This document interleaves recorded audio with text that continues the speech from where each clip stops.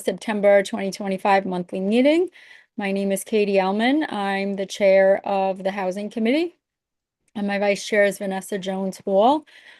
Tonight, our entire meeting is devoted to our capital and expense budget, or for the fiscal year 2027.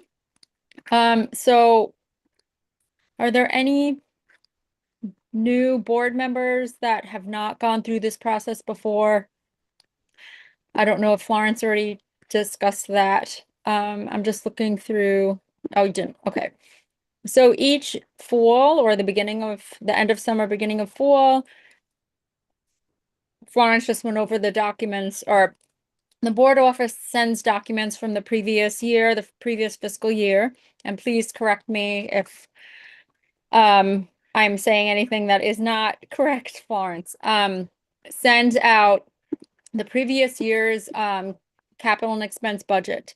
And then we as a committee, or all the committees, will meet and go through the line items and decide what we think should be prioritized. What we just think should be prioritized will also be informed by members of the public coming to the September meeting to share their opinions about the capital expense budget. And then we will convene again as a board, I believe, correct me, Florence, in October. And then the board votes on the list. The executive committee sent a message this morning stating that, so anyone that's new to the board, the October meeting the board spends time going through and prioritizing in ranked choice number what items should be included as the priorities. So this year, the city has asked each district to submit a total of 25 expense items and 50 capital request items. So we have, how many committees are there, Florence, in total? We have 13 committees, but all of the committees do not have items on the Okay. capital and expense list. And also, some of the committees could be considered to overlap. So there are certain things, for example, that when your list was created, they were actually put in by somebody else, by another committee, but because this is a new process, the capital and expense committee, when they sent out the list, they sent your committee certain things on your list that were actually entered by another committee. Got it. So yes, there is overlap there. Land use and housing, obviously they're not the same, but we have common interests and common goals. And there's a new item that we'll discuss briefly toward the end. But if anyone can chime in, you can unmute yourself, that's fine. If you're a board member or committee member. I just want to know if anyone has had a chance to look over the documents that Florence sent. You want to raise your hand? Okay. Through the chair, Katie, only Bobby is a committee member. You don't have any other committee Oh, members okay, here got as it. thus far, so it's going to be a give and take Okay. relationship that way. Bobby, do you want to say anything about the list? I I'm didn't have sorry. anything prepared at the moment, but Okay. going through it, yeah. So something, then maybe actually this might be, so let's just go over them. So priority is to provide more housing for extremely low and low income households, create more Section 9 housing on NYCHA properties, provide supportive and adaptable housing for seniors, domestic abuse survivors, and neurodiverse individuals. So those were capital requests. And I guess the bigger question is, those things are still needed.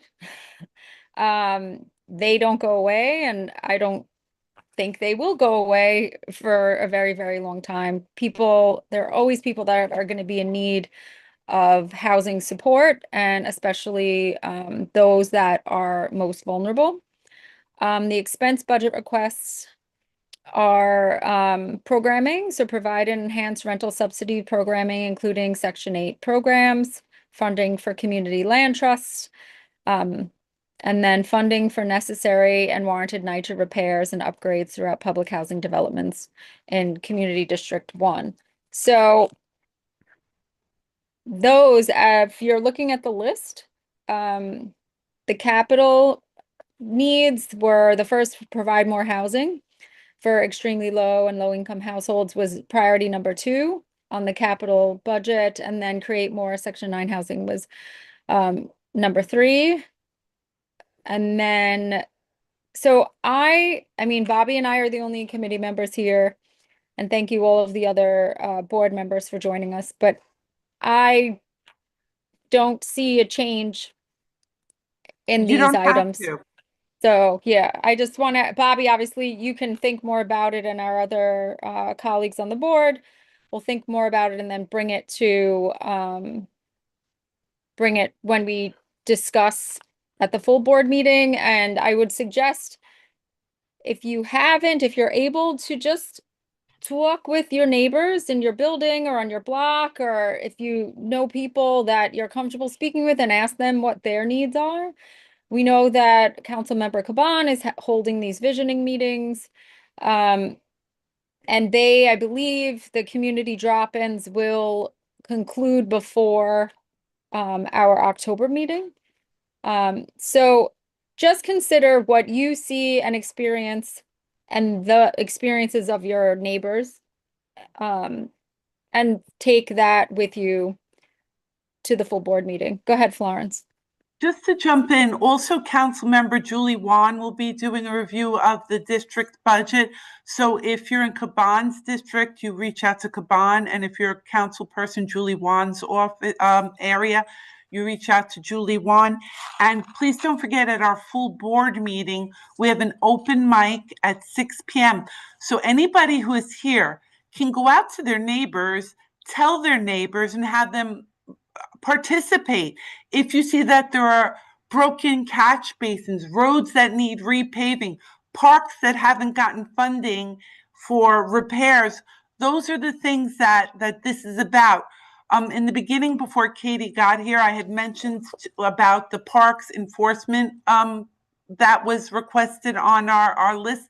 That's one of many things that anybody can come as a resident of Astoria and tell Katie and the other board members in September, on September 16th at 6 p.m., that they would like to see that added to the list. And Katie's extremely, responsive. Thank you, Florence. So something that was discussed last year and has been discussed even before that, was having some kind of uniform position on what kind of housing we would like to see in the district. And I'm bringing this up because for the Land Use and Zoning Committee, of which I am a member of that committee as well, and Christine is also a member of that committee and this one,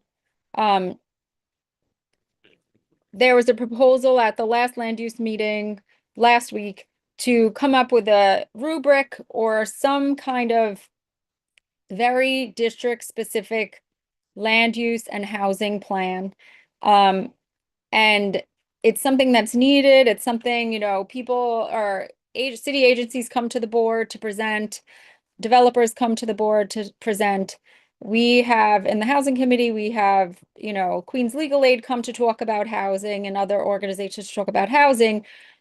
And we speak amongst ourselves about what we need, which is more family housing, more deeply affordable housing, and on and on and on. But as a board, these two committees overlap in our missions and also in ideology of what should the district look like in regards to housing and jobs, and everything's included, parks, all of it.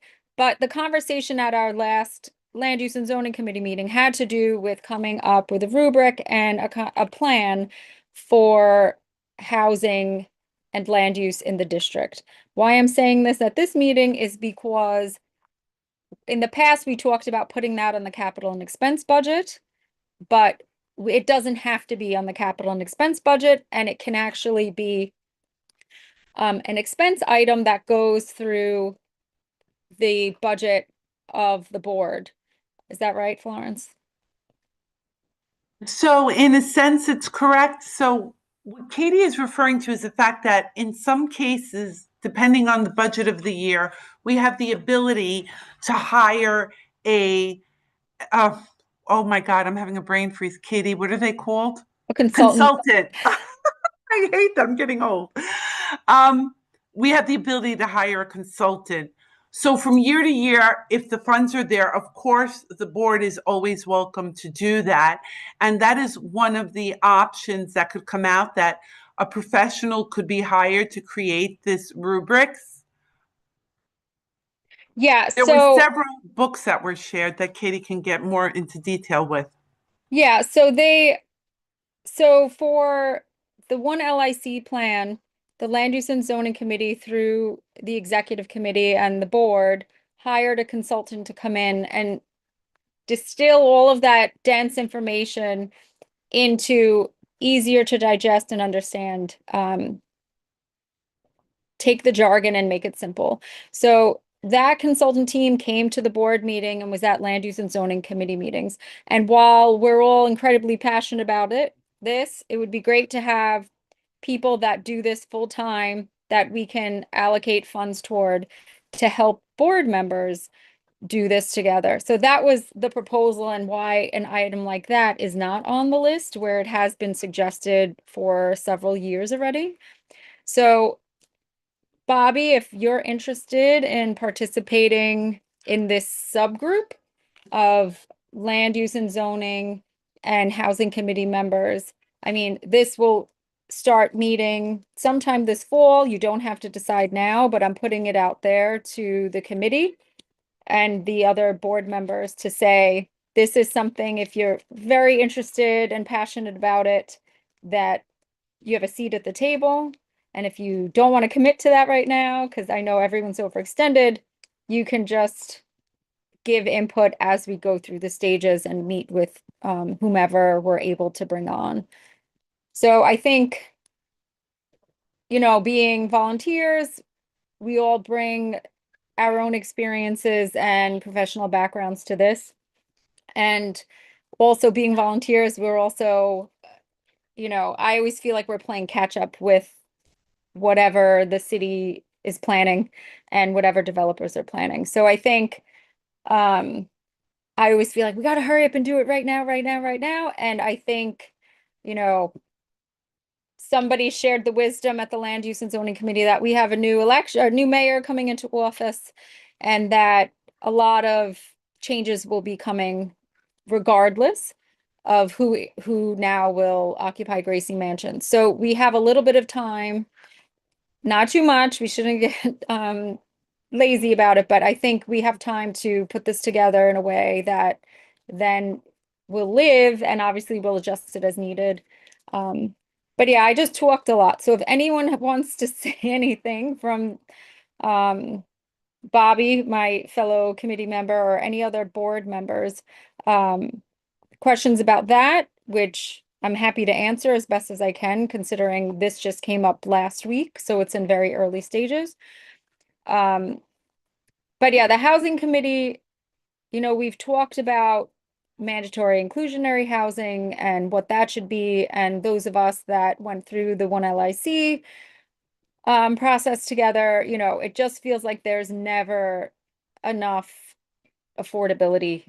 And I think obviously that's something that most neighborhoods are facing, if not every neighborhood in the city. Go ahead, Florence.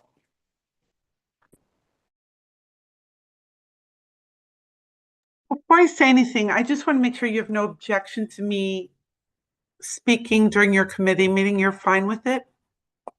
Okay. A big part of the problem is that a lot of times, maybe board members forget that not only are you board members, but your constituents and your votes matter, and your thoughts and your processes matter. And one of the biggest problems is really the AMI, that it includes, Westchester and all the very high expensive areas. And residents in Queens don't advocate to their elected officials enough, not nearly enough, for a change in the AMI, where it doesn't include places like Park Avenue and Westchester. And the reality is, until those high rent areas are not incorporated into the fact that they're not positive for the AMI, but a detriment to all of our communities, you're not going to see real affordable housing. And then what's going to eventually happen is, with the development that is occurring in other places, with the big buildings that are coming up, they're automatically going to raise the base of the price of housing. So by advocating now and making a real move on the AMI, a meaningful move, not only as a board member, but as a resident of Queens, it's massively important that some kind of a campaign in our community is out there to make residents understand your one letter matters to your elected officials, and to advocate for the changes in the AMI that are necessary to bring down the cost of housing. And then on the second base, and I hope I'm not off, those booklets that we received, why can't we copy those booklets and just make the same booklets for ourselves? All the work has been done for you. I mean, you change the verbiage. Of course, you don't plagiarize, or we could even reach out to them and ask them if they mind that we use the work that they've done. I mean, how do they say, how does that go? Copying somebody is the biggest form of flattery. There's some kind of a saying, you know what I'm trying to say? And because the work was done and the booklets are there, we can reach out to, I would do it for you if the chair approved of it. And maybe we could just save ourselves a lot of time and copy the booklets and make them our own. You know the booklet that I send you out every year for capital and expense? I gave it to all the district managers. They use it if they want, and if they don't, they don't. But it's there for everybody to use. It's a benefit for every single board member citywide. I mean, I don't see why anybody would want to hoard such good information. No, I think, yeah, everyone wants more information. Whether or not they have the capacity to tap into that information is to be determined. But I think we're obviously all here because we want what's best for our district. And collectively, I know that we can create something really wonderful. So I don't want to keep anyone longer than we need to. I think because we have only one other committee member here, and I'm sorry to keep calling you out, Bobby. It's If quite you all right. have anything you would like to share, please do. And if any other board members, I saw some thumbs up floating by, feel free. Let's see. I think you did a great job summarizing the points and kind of getting us all briefed. This is also my first time going through it on the board members side, so I appreciated Yeah, that. so I would say that, to just each year it feels brand new. Not to Florence, but each year it feels brand new. And I would say that, if you're able to really just engage with as many people as possible, and then, come ready to vet with everybody else in October. And then if you're able to arrive early on the 16th to the board meeting, to please do. Angelica, I see your message. Thank you for coming. Are you asking to be a member of the board? Where are you? Is it okay if I give a feedback? I welcome the opportunity to answer your question right now. Yeah, I know that please. Florence mentioned that we they're not supposed to give If feedback. it's okay, I just want to understand what you're asking so then I can, Florence, Um, or I can I properly welcome answer the it. opportunity to give feedback. I've lived here for more than 30 years, and I am currently doing some research on the AMI and would love to see more of the process for the budget and just be an ear, and also the opportunity to give feedback based on the experience and the amount of years that I've lived here. Sure. Well, I don't know how much time you have, but each of the committees of the board are meeting mostly this week. Some met last week. And then, so there's 2 more meetings, I believe, or are there meetings every day for the rest of the week, Florence? Wednesday, Thursday?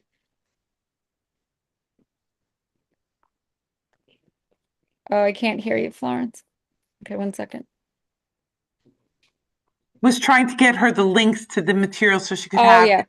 Yes. Go ahead, So Florence. this week there are only 2 meetings. Next week is full with meetings all the way up until the 16th. So what happens is each of the committees meet and review the items on their list. They do not have to vote on them, but they have to say, yes, these are important, and they want to keep them on the list in the agency order.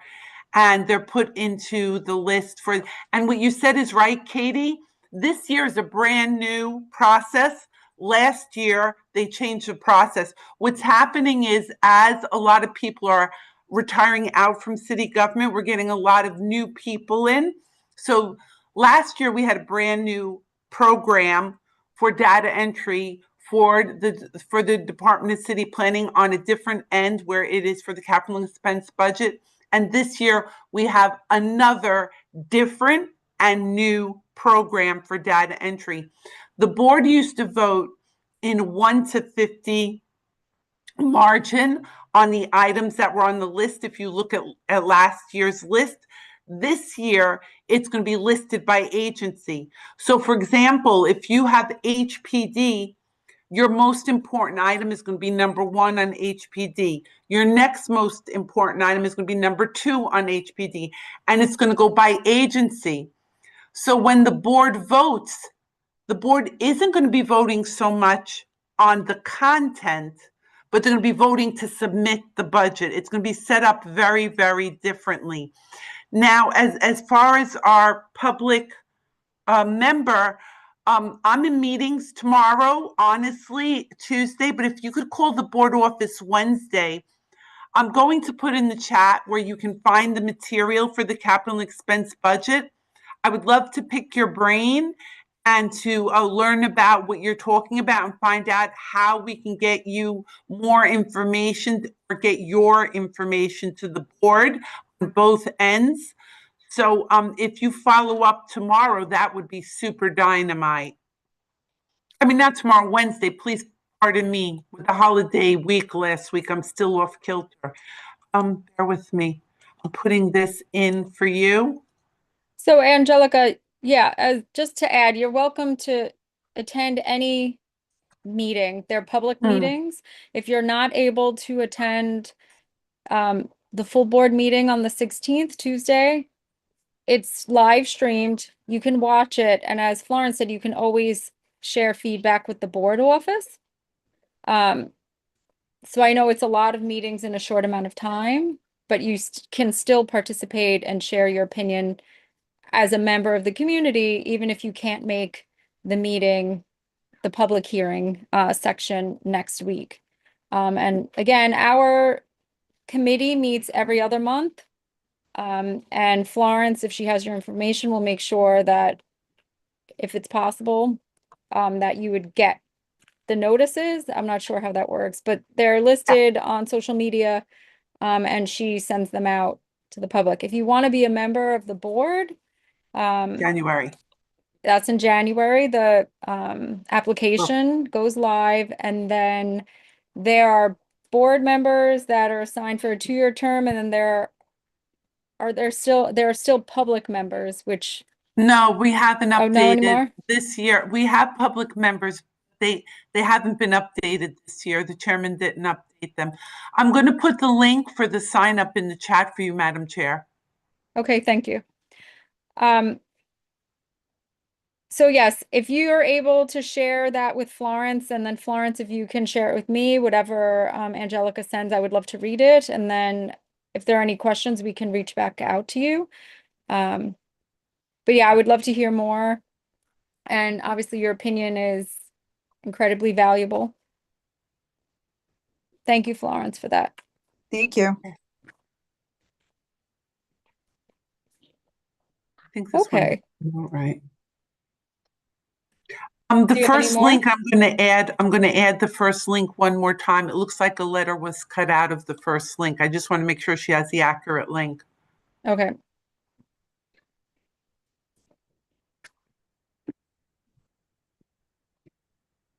So that is our agenda. Thank So, you. Madam Chair, Go ahead. I would say to you, just the items Mm-hmm. that were put into the list by Amy, Yeah, you would classify each of them for HPD as 1, 2, 3, 4, 5. So in the order they are, you would just follow 1 would be 1, 43 would be 2, 50 would be 3 okay. for For expense. HPD. Or NYCHA, actually, no, let me do it wrong.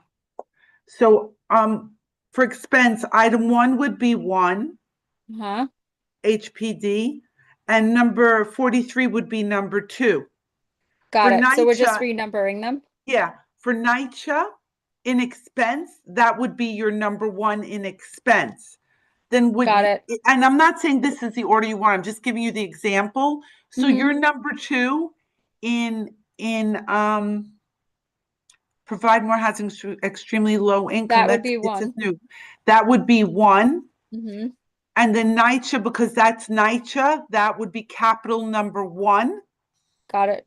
And then provide supportive, stabilized housing for senior, that would be HPD, so that would be number 2. I think it Okay. would be HPD, I'm pretty sure it would. I'll look into that. But Okay. just to So let you know what we're looking at. then, okay, I'm sorry for these are administrative questions, so I'm sorry, everybody. So I'm reordering these and then sending it back to the executive committee. So yeah, so this is what you would put on your document and your email to Amy and Corinne, because Okay. you have HPD, because you're housing. Got And it. then possibly, when this is up to the chair of the committee, land use might comment on it. Okay. I wouldn't see why. I think they would do Department of City Planning and stay with that, but that would be a discussion for Amy. Okay. I didn't have enough dialogue with her. We didn't get to connect, unfortunately. Okay. Yeah. So Bobby, does that make sense to you? I will do this administrative work, and then I'll share it out with Florence and the executive committee. It's not the executive committee. Oh, It's it's the just Corinne and capital Amy. capital and expense committee. Got it. Yeah. All right, Yeah, great. it does. Okay, well, Bobby, again, it's new. everyone, I'm sorry for being late again. Thank you for everything, Florence. And for those that are able to make it next week, I'll see you, God willing, at the formerly known as Astoria Manor, always known as the Astoria Manor. I agree. And Angelica, thank you so much for coming, and we look forward to you sharing your thoughts and experiences with the board. But everyone have a good night, and thank you very much. Thank you. Good night. Bye.